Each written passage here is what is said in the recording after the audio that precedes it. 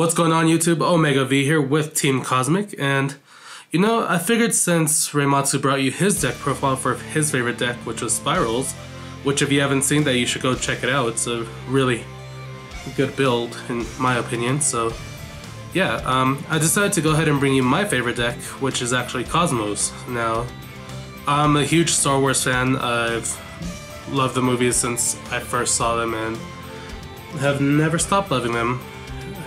And I keep buying stuff that I shouldn't because I enjoy the movies so much. So yeah, but yeah, Kozmo Deck profile here, and I'm just gonna go over it. It is a little more casual than I would like it to be right now. The main reason for that is that I just don't like switching around my cards from all the other decks, and unfortunately right now in this time and the way the format is with Link monsters, this deck isn't really as good as it used to be.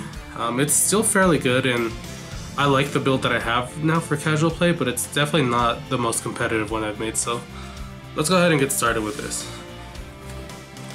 Alright, so starting with the monster lineup, I am running one Kozmo Scaredy line. I'm actually not running any of the tin cans in this version.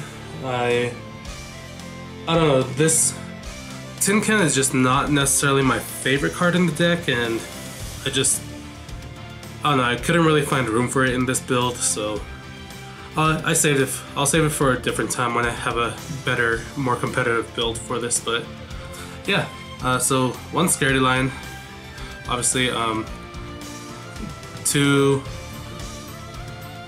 holy crap, I'm sorry, two of the Cosmos Strawmans.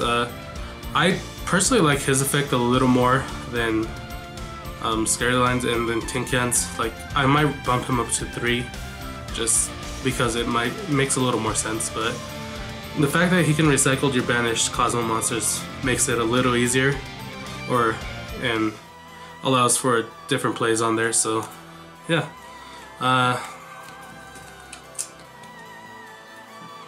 triple Farm Girl, obviously. She's the main pilot of the deck.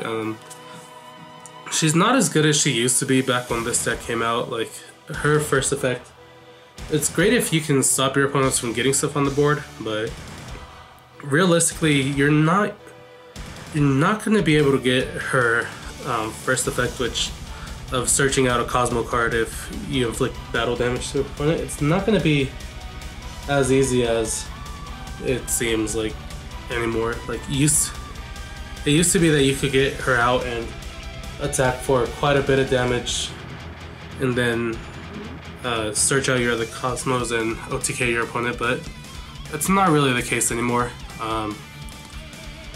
Then I am running two Sword Troopers. His effect is alright, it's not the best, but it's another pilot and lets you go out into your other plays as well. So, and with this one usually, it also helps go into some exceeds, which I'll go into later on there.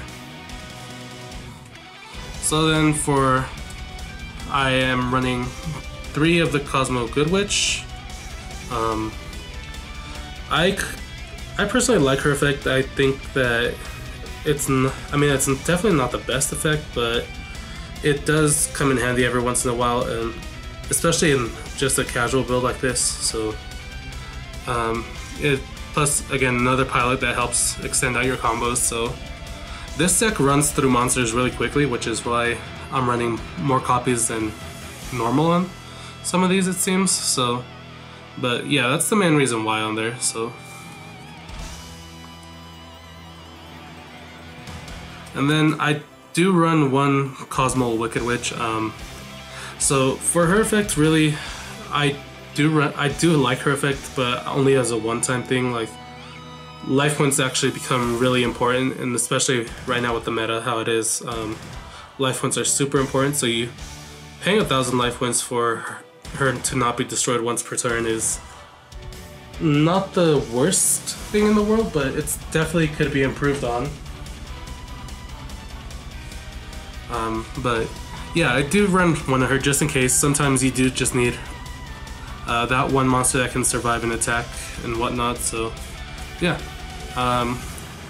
so now onto the actual, well, I do have one more pilot actually, so I'll save the ships here. So 2 of the Kozmo Dark Lady. Her effect is obviously still really good. There's a reason why she was so expensive for so long, and yeah, not much else to say. You can say that. Like, you could combo off from any of your lower level pilots onto this one, and then onto an even higher ship. So yeah, definitely a good card. I only run 2 of her because I don't really want to see her first turn. I'd much rather search her out, and I don't really want multiple copies in my hand at a time. It's just kind of negates her purpose having 2 in your hand. The other one just becomes dead if the game drags on. So yeah. So now on to the ships. So I'm probably actually gonna bump this up to 3 because it's definitely the best ship in of these lower level ships. So 2 Slip Riders. Yeah, so when it's summoned you get to destroy a spell or trap card on the field, so it definitely can help out there. And then again, the trading down thing is always helpful. And yeah, it can't be targeted like all your ships, so so it's definitely something that I am more than likely gonna switch on to 3 because it's definitely, I don't know, I just think that it's gonna be better off at 3 than it is. And what I'll actually switch as probably one of my next cards. So I run 1 Kozmo Delta Shuttle. So this one, you send 1 Kozmo monster from your deck to your graveyard, and an opponent's monster loses attack times that level. And then 1 Kozmo Dogfighter, which actually gives you a token. So that can be pretty helpful on there at times. I don't really go into Dogfighter that much, if I'm being honest there. Yeah, it's not really my biggest play most of the time. It's kind of just there. So if anything, I'll take out the Dogfighter for another Slip Rider here in the future.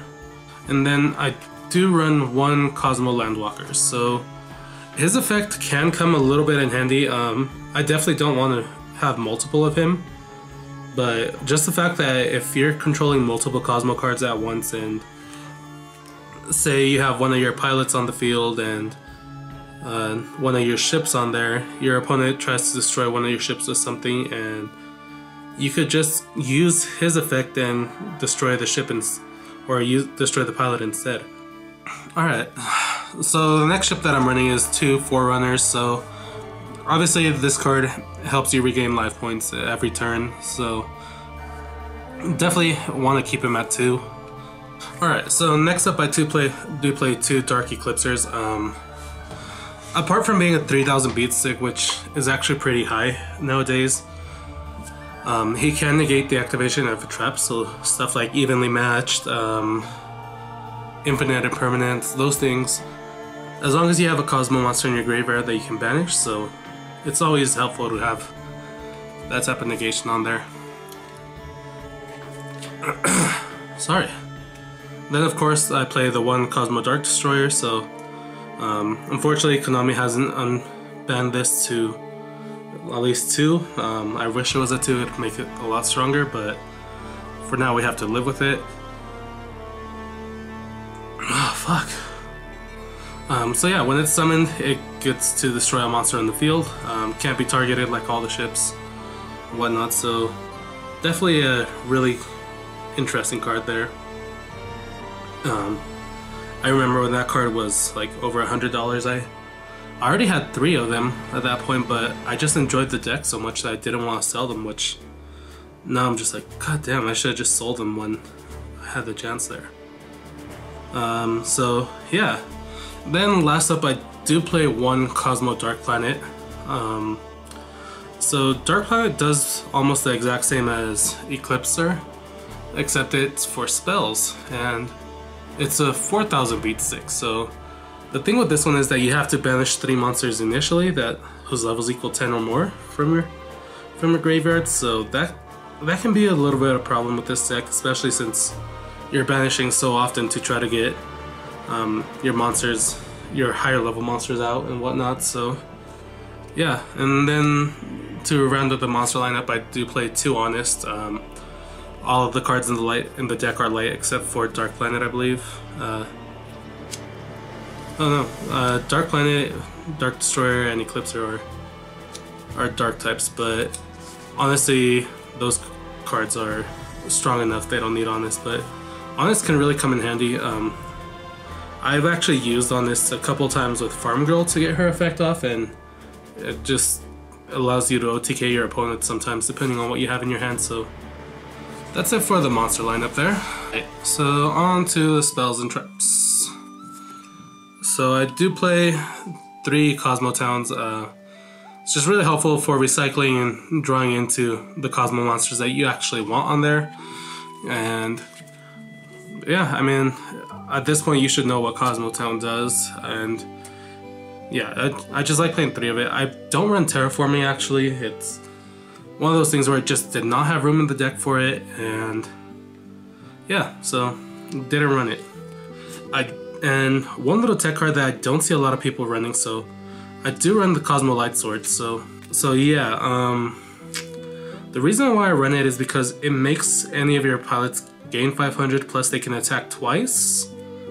So as long as it's on monsters, obviously. So for instance, if you equip it to your Farm Girl, she becomes a 2000 attack monster, and so yeah, if you attack with her twice onto 2 monsters and manage to inflict damage, that's 2 free cards that you get, plus then you could combo off her, use her effect to switch out into your other cards and easily OTK your opponents. I might actually up that to 2 here soon, just to try it out at 2. And then of course the 1 E-Telly, because it's at 1, unfortunately. When E-Telly was at 3, this deck ran so much quicker, but at 1 it's still fine. I draw into it occasionally. 1 Dark Hole. Raigeki is kind of pointless in this deck. Like, if your monster's gonna get destroyed, they're gonna get destroyed. If not, they're not. So that's just the way it is. Then to round up the spells, I do run 2 Scapegoats actually. So the reason why I run Scapegoat is more because the extra deck on this doesn't really do much. Like, normally you'll go into the Cyber Infinity and that's about it. So it was kind of just a waste of space there, and this allows you to go into some more Link plays, which I do run some Link monsters in here. And yeah, so that's it for the spells on here.